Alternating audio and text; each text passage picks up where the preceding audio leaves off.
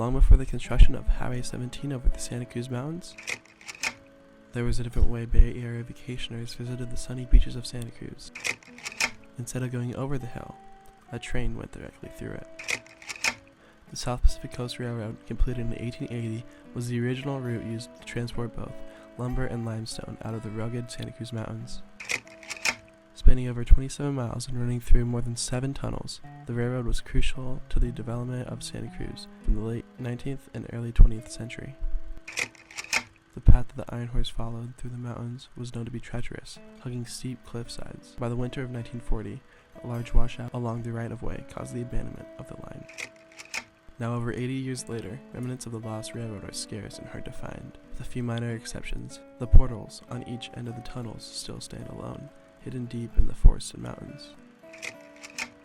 Today, we're going to take an in-depth look at one of those tunnels and the ghost town that developed at its entrance. The Summit Tunnel sits a few miles from the nearby Lexington Reservoir. Adjacent to it was once a small rural town named Wrights. The town originally formed as a work camp for the Chinese laborers who dug out the nearby tunnel from 1878 to 1880.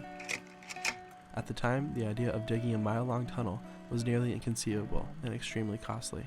Unknown to the tunnel's designers, large pockets of methane gas were trapped in the mountain that the tunnel ran through. This dangerous reality revealed itself in a tragic incident early in the construction.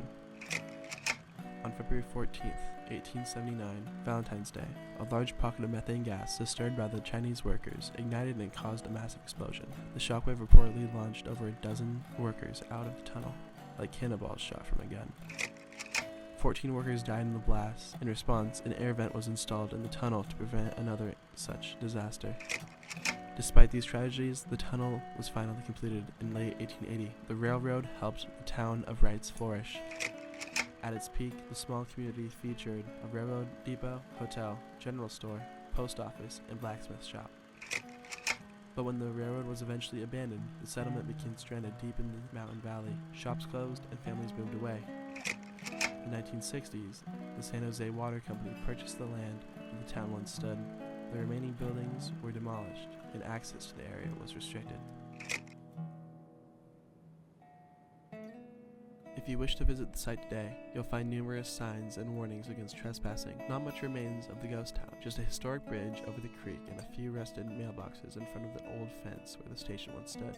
Not far from the crumbling fence, the tunnel portal sits cold and damp. The water spillway, built during the Reconstruction in 1912, now overflows with water, following the same path once taken by steam trains.